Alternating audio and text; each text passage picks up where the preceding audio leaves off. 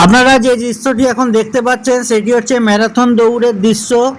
পশ্চিম মেদিনীপুর জেলার দাসপুর থানার অন্তর্গত বকুলতলা বাসস্ট্যান্ড থেকে ঘাটাল পর্যন্ত একটি ম্যারাথন দৌড় প্রতিযোগিতা আজ হয়েছিল দুপুর 2টো থেকে। তো তারই একটি দৃশ্য আপনাদের সাথে তুলে ধরছি।